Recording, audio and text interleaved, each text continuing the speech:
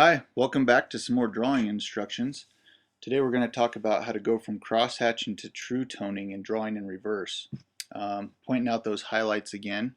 We talked about core shadows, the darkest shadows on the objects. We talked about reflected light, light bouncing off the table and onto the object. And we also talked about a cast shadow that's on the table underneath the object. So those skills you already have. We just did them in crosshatching, but now we're going to start to blend things smooth with a tortillon or just really carefully with a graphite pencil. The first step in this process is really easy and you've already done it. Get out your plexiglass and trace your hand with an object in it. Get all the details that you can. This will just be so that you can focus solely and 100% on shading and getting those values and drawing in reverse. You don't have to worry about proportion or anything at this point. So get your drawing and then get a blank piece of paper. And then you need a bright light source. You could do this on a window so that you could use sunlight, or you could set up a lamp. Some people even have light tables. But go ahead and transfer your drawing to your paper through that process of showing a bright light behind it. The next thing you're going to do is really important. You're going to cover the entire page, everything, positive space, negative space, absolutely everything, with a layer of HB graphite. So you could go multiple directions if you want to.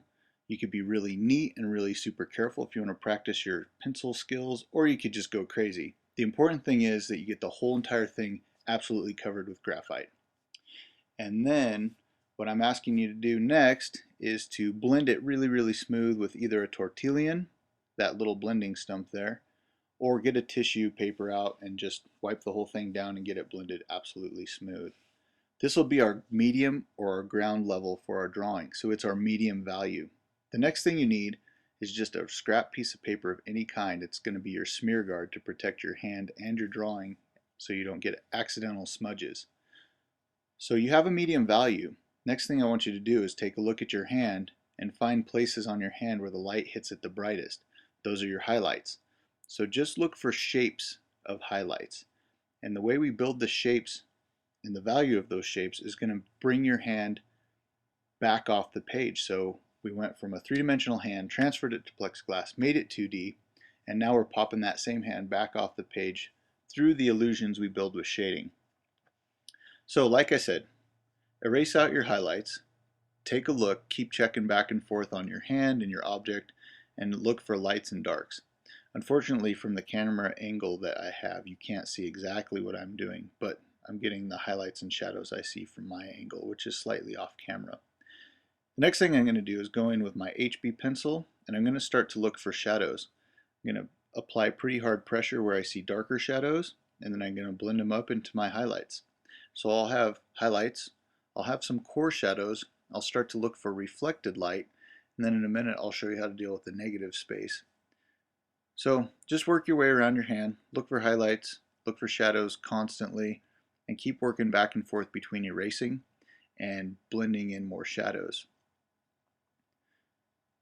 Then you probably want to pick up your 6B pencil and look for other shadows. Here I see one cast off of my watch band onto my arm, so I'm going to fill that in. And then as I'm working, I also notice that my watch band gets dark to light, so I'm going to try and show that off with my 6B pencil.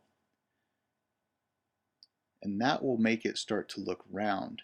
So that's what you're shooting for, is getting this two-dimensional drawing to appear three-dimensional.